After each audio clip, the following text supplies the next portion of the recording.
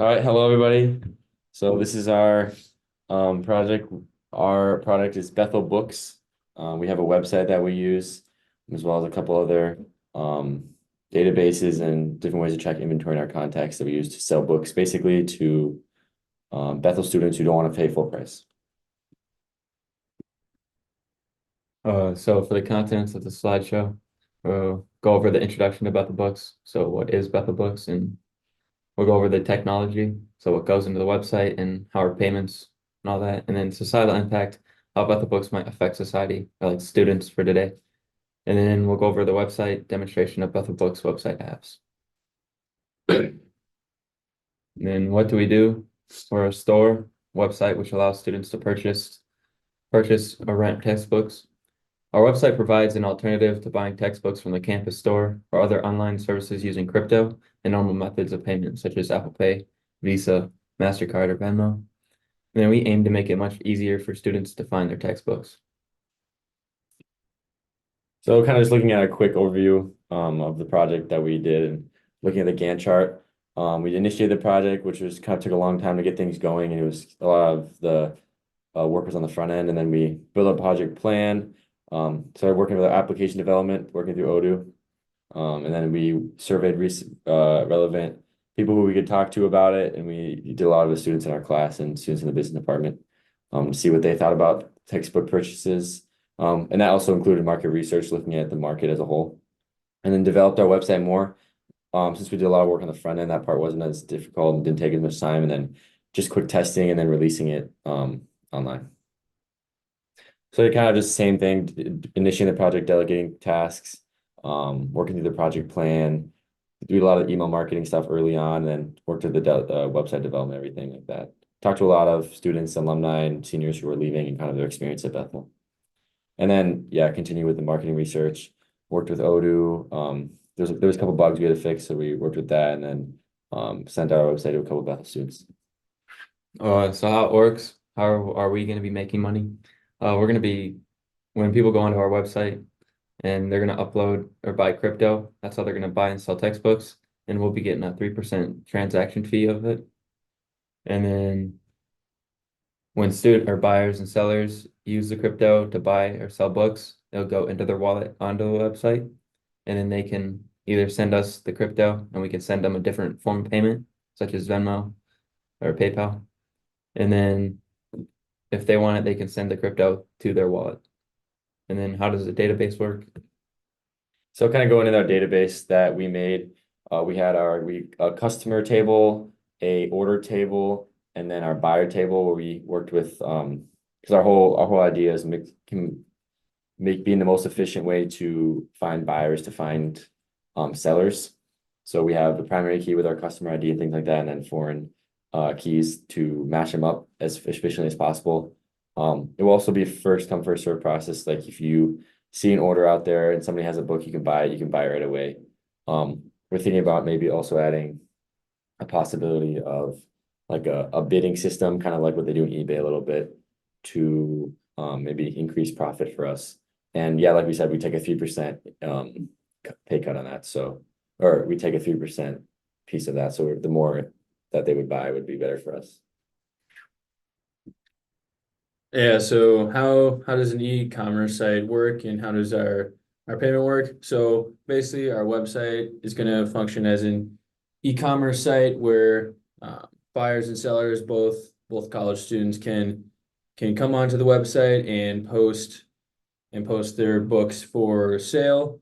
Kind of like how a site like eBay would work. College student would go onto the site, post the book they want to sell, and then a college student that's looking for that textbook would come to our website and plug in the specific class, the book ID that they're looking for, and the website will automatically through the search engine just look for the book and connect the buyer and seller, and the website would kind of act a like a book broker, kind of how a real estate firm would work. And the payment can either go through crypto, which primarily, that's how we primarily make money on this website.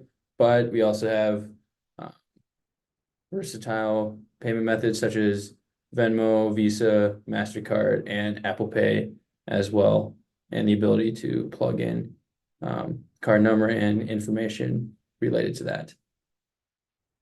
And then for how does a person get paid when they post a book on the website? So when another student purchases their book, they'll pay with crypto, and then that seller will have crypto in their account on the website. And if they want to withdraw that crypto to their wallet, we'll get a 3% transaction fee for that. Otherwise, if they want to get a different form of payment, as Andrew stated, then they'll send us the crypto, and we will send them that balance to their form of payment, such as Venmo. So kind of looking at our website, the first thing we did was we created a list of contacts. So we'll get into this more with our database, but these are some of our contacts. They have kind of their email, basic information that we use. And these will be our contact list will be the basis of our entire business. Having people give us books is how we make our money. So, and we also put crypto because these people use crypto on there. So kind of just showing the different payment methods as well. It has a lot of information. Storing for each person, and that will help us increase our efficiency with trying to get buyers and sellers connected as seamlessly as possible. So looking at our dashboards we have here on the website, we have a selection of different books you can pick, trying to make it as easy for the users as possible. They can pick the different books they're looking for. We have a search bar as well that they can look up different books, and as well as books sold in the past, so maybe see which ones will come up later that maybe aren't there right now. We have a graphic that talks about our the past book prices to kind of see maybe the precedent of different prices we've had in the past, and see how they could compare that to the Bethel offerings or even other online sources. So the impact for students, the positives, it's gonna be a lower transaction fees compared to other websites. The faster transactions coming with crypto, the security, and then more privacy, and then it's just more convenient overall for students. And then the negatives is we're gonna have competition with other websites because they might have better deals or cheaper prices, but we'll be looking into that and setting our prices at that. And then platform trust, since we're a new company, our website is going to be new to students, so they're going to have to be able to trust us. And then seasonal demand for different classes and different textbooks that are in. And then shipping, it's going to be shipping from students that are selling their books. So it's going to be coming from them. And then the inventory, it's just the sellers hold on to their own books. So when someone posts their book on the website and someone purchases it, they're going to be sending out that textbook to the buyer. Yeah, taking a look at some of the market research we did. So right now, the average college student spends close to around $500 each year on textbooks, which for a college student that doesn't have very much money, that's a hefty price just for textbooks alone. And then from 2008 to 2018, textbook costs rose roughly 67%, and they have just kept rising since then.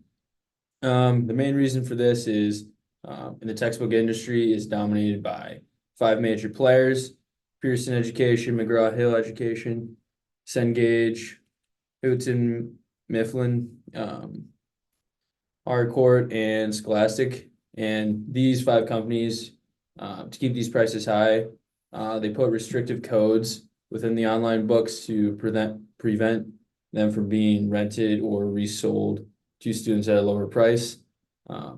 Because of this, 67% of college students skip out completely buying textbooks because of rising costs. And on top of this, these companies make new additions to these textbooks every 2 to 3 years, which makes them even harder to resell because of the slight differences in material.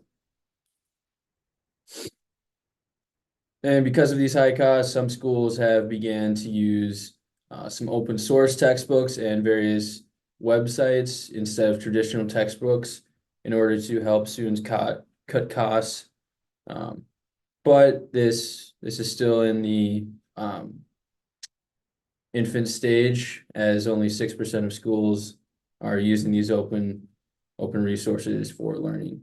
And this leaves a huge opportunity in the market for someone to provide a space for students to resell their textbooks and help other students avoid the high costs of the textbook industry. And our website aims to do that. And this is just taking a look at the survey. We'll go through this real quick, just looking at what year in school each student is that participated in this survey. Do Bethel students actually use the campus bookstore to purchase their textbooks, or do they use another site like Amazon or purchase them directly through one of those 5 companies mentioned earlier? You purchase textbooks from another site like Amazon mentioned earlier. Do college students think textbooks are overpriced? Do you already think yes? I agree. I agree with that as well. And then just kind of a look at what price a college student would like to pay or expect to pay for one single college textbook. And we have a few ranges there. And then there's a link to the Google Forms survey there as well. So looking at our database, this is kind of one of our most important things we have on our website. It looks through kind of our customer table, book table, and order table. These are dynamic things, and like I said, the primary and forward keys link the tables together, and it's a dynamic database. So we can change one thing and it factors out throughout the entire thing. So this is kind of the base of our entire project, where we work through our inventory here, as well as just everything else that we do there. So kind of just basic summary, we talk about kind of looking through our inventory systems, contacts, as well as our website through Odoo. Kind of the main things that we use for this product, and I think that would be a big success here on the campus, because I've talked to people, like we said before, talked to people who don't even buy textbooks altogether because they're too expensive, and obviously the Bethel store is not that great. So I think there's definitely a market for us. So if there's any questions, please let us know. We'll try to get back to you. All right. Thanks, guys. Like,